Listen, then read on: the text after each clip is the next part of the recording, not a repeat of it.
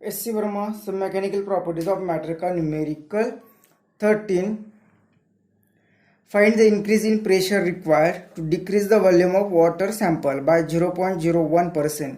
Bulk modulus of water is equal to 2.1 into 10 raised to 9 Newton per meter square. तो यहाँ पे एक water sample दिया है जिसका ओरिजिनल वॉल्यूम यहाँ पे V होगा, ऊपर से फोर्स अप्लाई किया, वो फोर्स इस एरिया पर डिस्ट्रीब्यूट होगा, मतलब प्रेशर अप्लाई किया, उस प्रेशर के कारण वाटर का वॉल्यूम कुछ कम हो रहा है डेल्टा V से। तो हमें दिया delta V upon V into 100, ये हमने लिखा है, लेकिन बुक में दिया है कि 0.01%, मतलब ये परसेंटेज दिया है। परसेंटेज क्या होता है? Change in quantity to the original quantity, मतलब फ्रैक्शनल चेंज इनटू 100। तो इस डेटा से हमने ये लिखा हुआ है। अब बेटा ये बल्क मॉडुलस दिया हुआ है। बल्क मॉडुलस क्या होता है कि किसी भी जिस मटेरियल को कुछ वॉल्यूम होगा, उस मटेरियल पर अगर हम प्रेशर अप्लाई करते तो उसका वॉल्यूम चेंज होगा।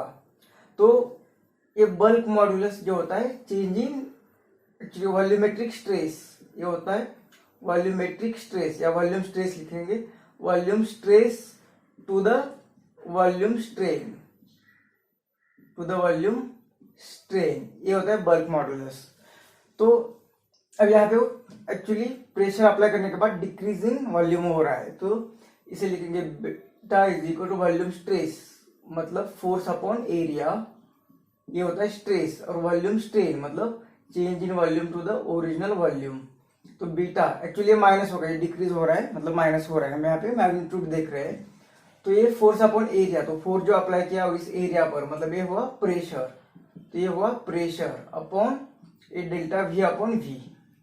अब पहले ही प्रेशर था, अब प्रेशर बढ़ाया है, मतलब ये change in pressure, change in pressure, तो ये आएगा बल्क मॉडुलस। अब यहाँ पे देखेंगे तो हमें एक क्वांटिटी दी हुई है, तो हमें यहाँ से ये मिलेगा, बल्क मॉडुलस भी दिया हुआ है, और हमें फाइंड करना है कि डेल्टा P कितना प्रेशर इंक्रीज करना पड़ेगा to decrease this volume by this amount. तो यहाँ से डेल्टा P हमें मिलेगा इज इक्वल टू, ये यहाँ पे मल्टीप्लाई होगा, तो ये beta into delta V upon V। तो इस इक्वेशन में वैल्यू पुट करनी है, तो यहाँ से हमें ये गिवन है, तो हमें गिवन क्या है कि delta V upon V into 100 is equal to 0.01। तो हमें डेल्टा V अपॉन V मिलेगा, ये 100 यहाँ पे डिवाइड होगा, तो 0.01 डिवाइड बाय 100, मतलब 10⁻²+2, ऊपर चला गया तो -2, मतलब ऑलरेडी यहाँ पे delta V upon V is equal to already 10⁻² और 10⁻², मतलब ये -4 आ गया।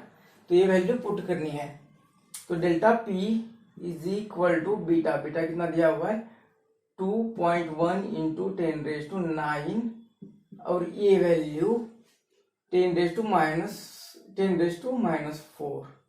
तो चेंज इन प्रेशर कितना आएगा, तो delta P is equal to 2.1 into 10⁵, और ये आएगा न्यूटन पर मीटर स्क्वायर।